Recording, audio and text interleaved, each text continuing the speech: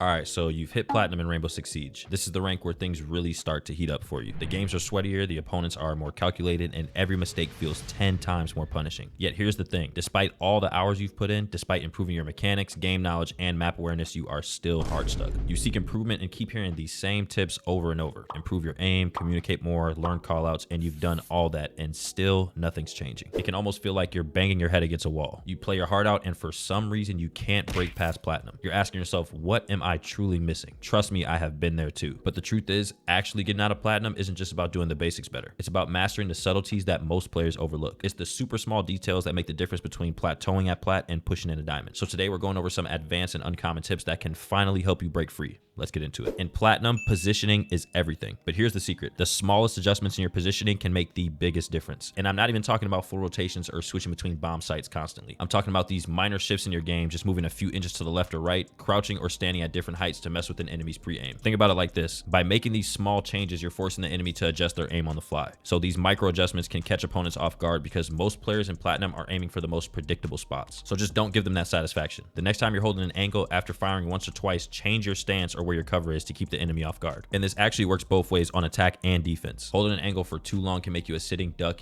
easy to pre-fire. So while patience is key, constantly tweaking your position will give you that edge. Imagine you're in a gunfight on a door standing, you shoot a few times and then crouch. Your enemy thinks they know where your head is going to be, but you already moved, forcing them to lose that gunfight. And next, everybody knows that sound is key in Siege, but how you use it can actually elevate your play. So here's another uncommon tip. Don't just listen for enemy sound cues, learn to mask your own sound with them. Whether you just throw your drone at the wall in the opposite direction to mislead them, or you shoot at the wall to make a distraction, you can actually cover your footsteps with intentional noise. And this isn't just about getting fancy, it's about manipulating what your opponents hear to create doubt in their mind. So let's say you're trying to rotate through a tight spot or where an enemy could hear you. Instead of sprinting straight through and dying, throw a gadget or fire your weapon in one area and then move silently to the next. Now the enemy thinks you're going one way, but in reality, you're actually already on the move, setting up for a flank around them. And they won't expect this, and this opens up opportunities for many surprise kills and plays for your team. And the beauty of sound masking is it plays with the enemy's instincts. Most players in Platinum are listening for every single footstep and they react to what they hear. Have you ever played a game where you shoot your gun and the enemies just sprint right at you? This is literally Platinum. So by throwing off these auditory cues, you create confusion. It's about setting traps, and not just with your gadgets, you're setting mental traps with the sound itself. And the best part is when it works, it feels like magic. You get that kill and the enemy has literally no clue what hit them. And most Platinum players are super predictable with their utility. Frost match in the usual windows, utility in the default spots, and cams in the same corners. So here's the tip. Start placing your gadgets in less obvious spots. It seems very obvious, but you would be surprised at what changing your spots can actually do for you. Instead of placing a frost mat in a default spot, try putting it slightly off center of a window or in a location where an enemy might rush into it without looking. For example, throwing a vault cam lower than normal or behind an odd piece of furniture is much better than throwing it on the ceiling where enemies always look for it. Players at this level are simply laser focused on clearing the common spots, but they'll miss these out of the box placements, and that's when you usually capitalize. The unexpected is what's going to get you kills and wins in Platinum. Think about the last time you were caught by a frost mat in a totally random spot and you got pissed. That's the feeling you want to create in your opponents. When players think they cleared a room and there's no utility, they end up letting their guard down. But by hiding your gadgets in those non-obvious locations, you're waiting for the perfect moment to capitalize on their false sense of security. You're essentially playing a mind game with them, and it's one that they rarely will win. But one of the biggest mistakes Platinum players make is playing too fast. The pressure to outmaneuver your opponent often leads you into rushing decisions, and rushing can get you killed. So instead, take an extra second. You don't always have to be the first to peek, the first to push, or the first to get a kill. Waiting for the right moment can make all the difference. Make sure you watch your angles, bait out the enemy's aggression, and listen for sound cues before you make a move. You'd actually be hella surprised about how many players get impatient in a stalemate and expose themselves, giving you the advantage. Patience is a powerful weapon in Siege. But let's not get it twisted. It isn't just about waiting. It's about creating an opportunity for the enemy to make a mistake. Platinum players love to be aggressive, but aggression often leads to recklessness. If you stay calm, hold a tight angle, or delay your peak, you'll put the pressure back on them. They'll either overextend or just rush into your crosshair for an easy kill. And that extra second could mean the difference between winning and losing a round. Another thing to consider is Platinum players are often locked into specific roles or strategies, and the key to moving beyond this rank is actually adaptability. The operators you choose should allow you to change tactics as the game progresses. A super simple example is you trying to open a wall with Thermite or Ace, and a player on the other team is bandit tricking. You guys can't open the wall, and then ultimately you lose the round. An operator adaptation in this moment would be bringing a Maverick and a soft breach so that you can make the wall soft and open it 100% of the time, which basically means you should always be thinking ahead and how can I turn the tide mid-round. If you're stuck in a linear mindset with operators that don't have much flexibility, you'll just find yourself trapped in predictable patterns. So picking operators with adaptability in mind is what will will make you a more dynamic and harder to predict player in those critical moments. And this is actually when you can really shine. Siege isn't just about sticking to the plan, it's about reacting to what the enemy is doing.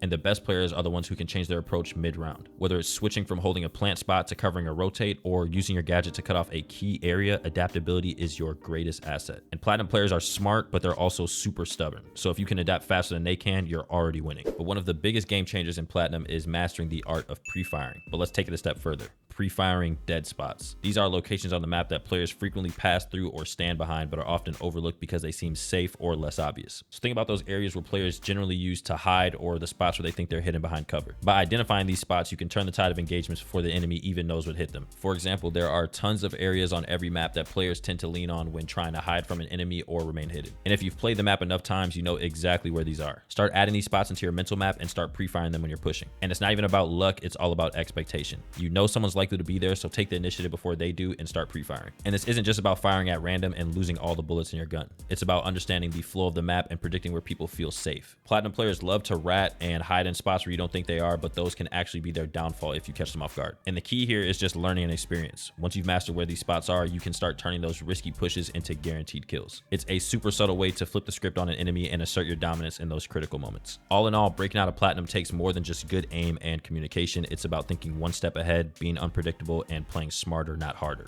This is a rank where you're surrounded by players who have solid skills, but it's these small, often overlooked adjustments that separate the top players from the rest. So try out these tips, switch up your playstyle, and watch yourself climb. If you learned anything that helped you in the last few minutes, make sure you like this video and subscribe to my channel. And let me know down in the comments what rank you guys are currently at and which one you're pushing for next. And don't forget to hit that notification bell so you guys can stay updated with my videos. Thank you guys for watching, and I'll see you in the next one.